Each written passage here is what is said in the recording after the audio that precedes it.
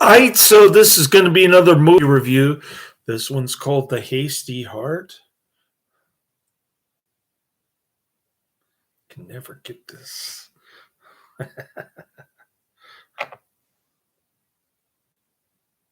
1949. Gets me all disoriented when the screen is backwards like that. I got this from my church friend, Terrence Collins.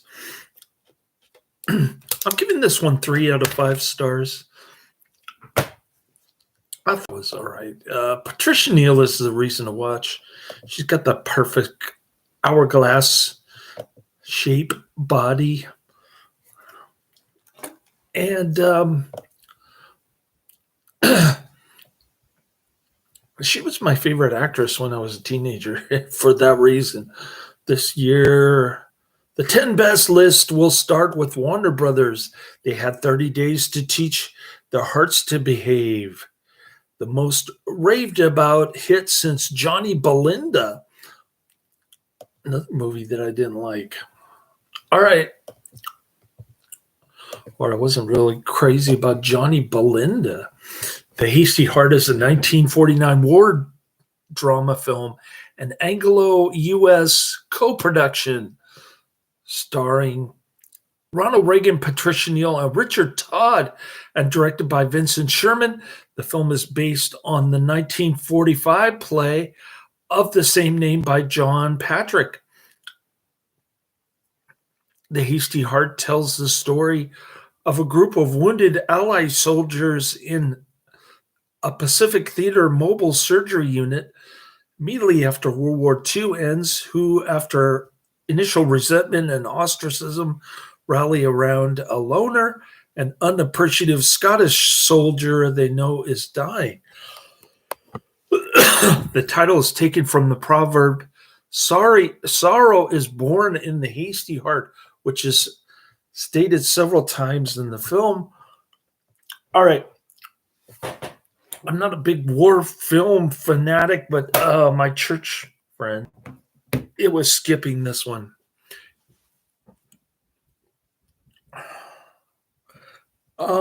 Not one of Patricia Neal or Ronald Reagan's better movies. I'd have to say The Winning Team was better. Anyways, distributed by Associated British Path and Warner Brothers. Produced, release date September 13th, 1949. Premiered in London. Running time 102 minutes. A little bit too long, in my opinion. Country UK, language English. Box office 248,584 British pounds in Burma during the Pacific Theater of World War II in 1945. A group of wounded Allied soldiers are at a makeshift British military hospital in the jungle, as they have all been there for some time.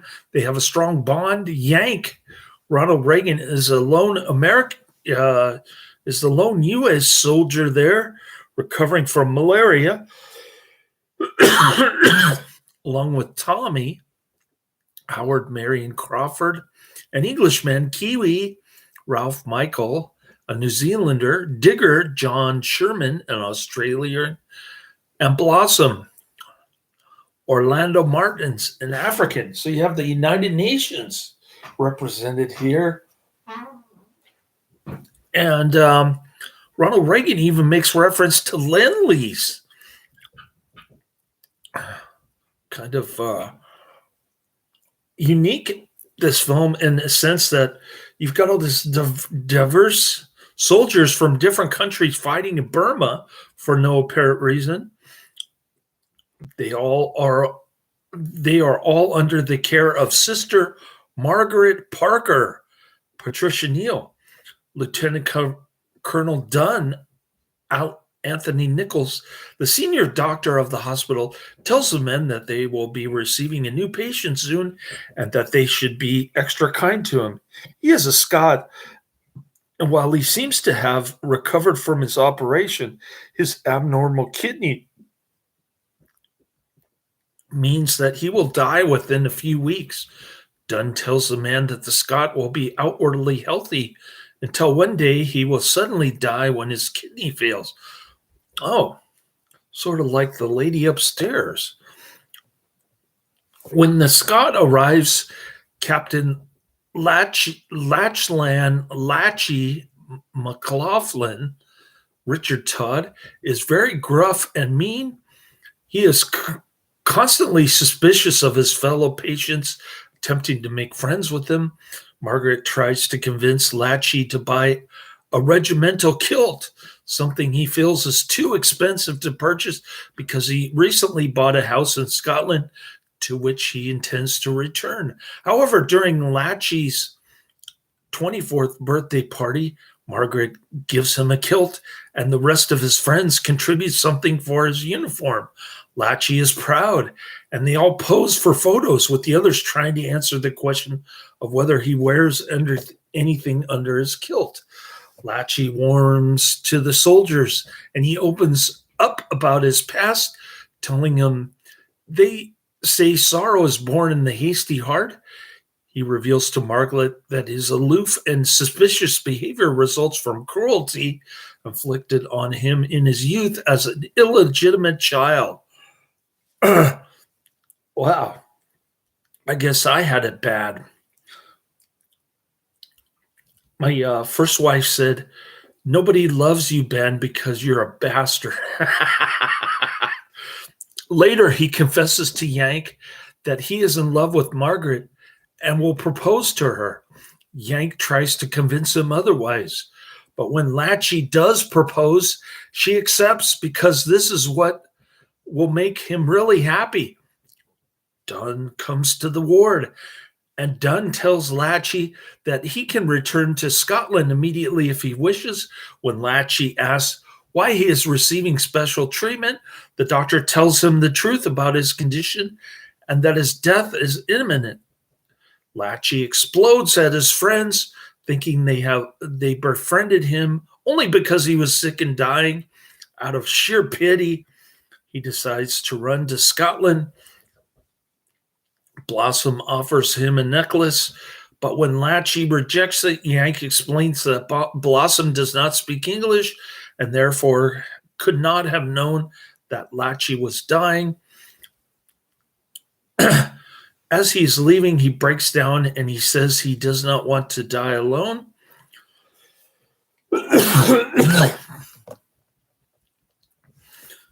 Warner Brothers bought the rights to the play from U.S. dramatist John Patrick for $100,000 and a percentage of the profits in 1945. It originally announced John Dahl would play the lead of Latchy. We like John Dahl. Instead, Todd was cast over Gordon Jackson. "I wasn't right at all for the nurse," said Patricia Neal, "but it was my first sympathetic part, at least." Well, she looks good in her nurse outfit. I want Patricia Neal to be my nurse. The film ranked 10th among popular films at the British box office in 1949. However, it was a box office disappointment in the U.S. Richard Todd was nominated for the Academy Award for Best Actor. The film also won 2 Golden Globes, Richard Todd for Most Promising Newcomer Male and the Best Film Promoting International Understanding. Wow.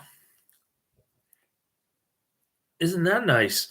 You've got all these diverse groups of ethnicities and cultures coming together in this malaria, mosquito-infested Burma surgical unit. Uh, oh, it's a makeshift British military hospital in the Burmese jungle. They got their mosquito nets. All right. The Hasty Heart was remade for television in 1957, 1983, the latter starring Gregory Harrison, Perry King, and Cheryl Ladd. King won a Golden Globe nomination for his performance. Now, I'm not saying this film is all bad. I got some laughs out of it. And, of course, Patricia Neal is the reason to watch. I got more than a couple of it, I guess you could say.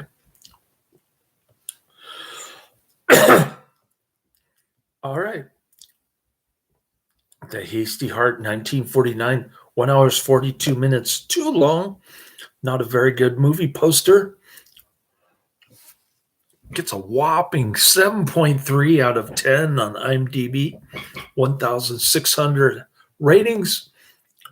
I'm rating it a little bit lower. In the final days of World War II, in a MASH unit in Burma, a seriously wounded corporal watches in dismay as fellow soldiers pack up to return home, but a caring nurse and 5 remaining soldiers bring him solace. So this is like the prequel to MASH.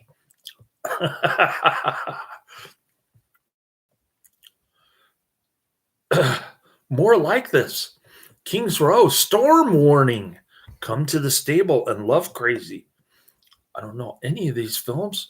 When Latchy asks Yank what he's going to do after the war, Yank replies he's going back to a little place on the Rock River, Dixon, Illinois. This is actor Ronald Reagan's actual boyhood home.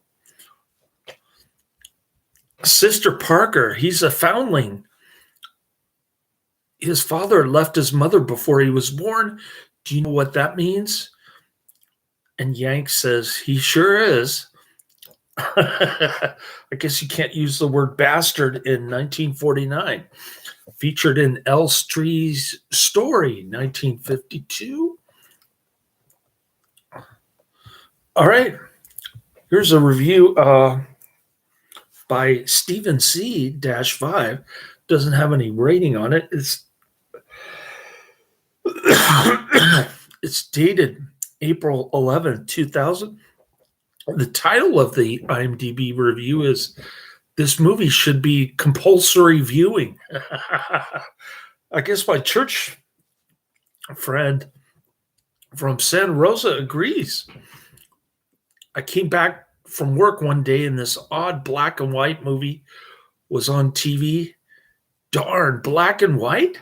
And I spent a fortune on my Dolby system after flicking through the channels. I came back to it. Something about the main character caught my attention.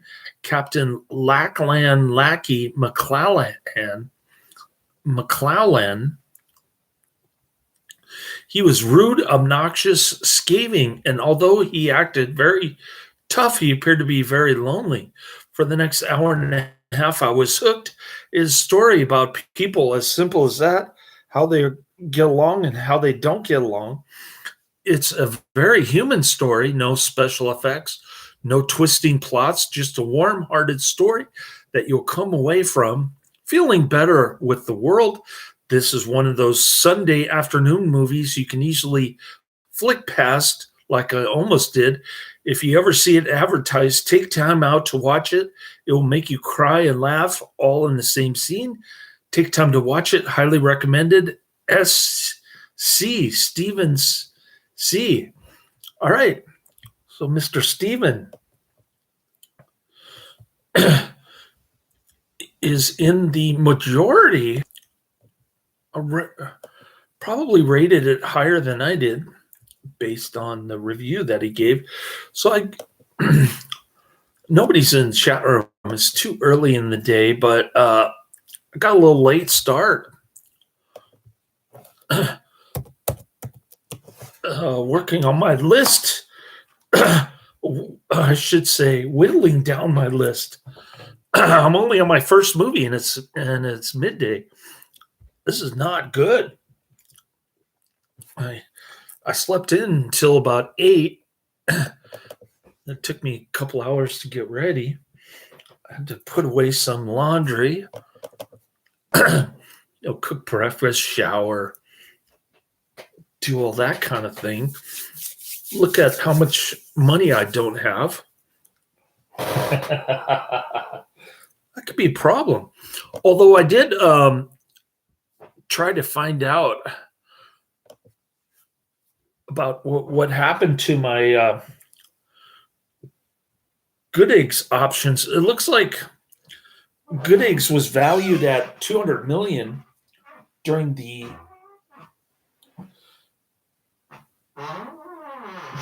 public health emergency, for lack of a better term, and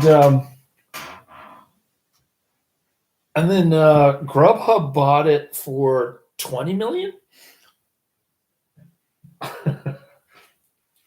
So the valuation went down 100%, or 80%, something like that. No, the valuation.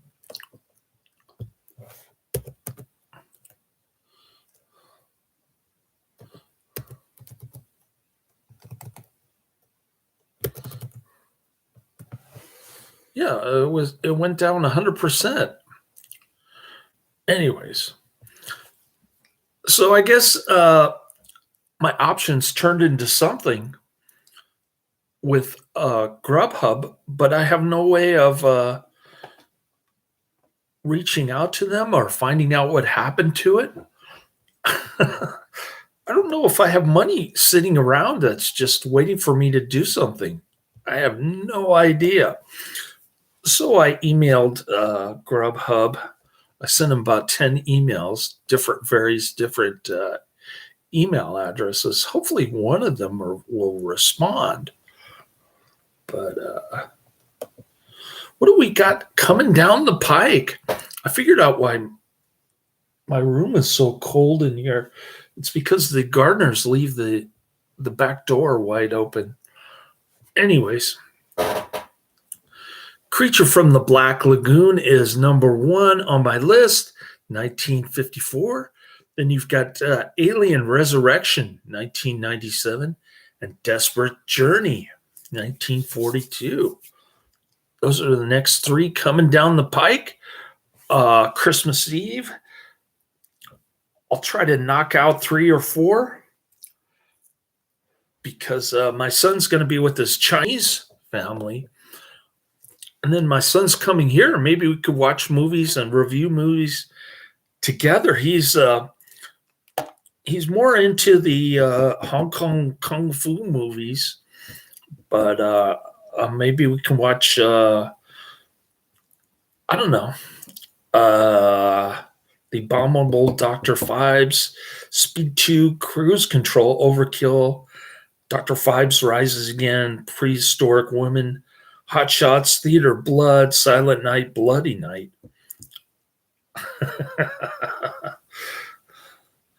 Hot Shot Part Deuce, Hot Shots Part Deuce, and Madhouse. That's further down my list. That's what I'm going to try to knock out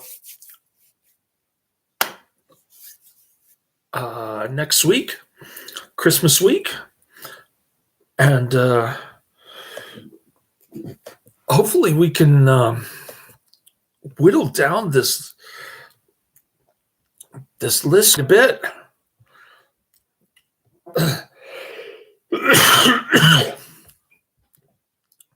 Get down to some Karate Man stuff next week. All right. That'll be the end of my review. My case is still in court with the landlord here. I don't know what's going on. My attorney's kind of not keeping me in the loop in terms of what's going on. I don't even think the owners know what's going on. All right, that's the end of my review. Laters.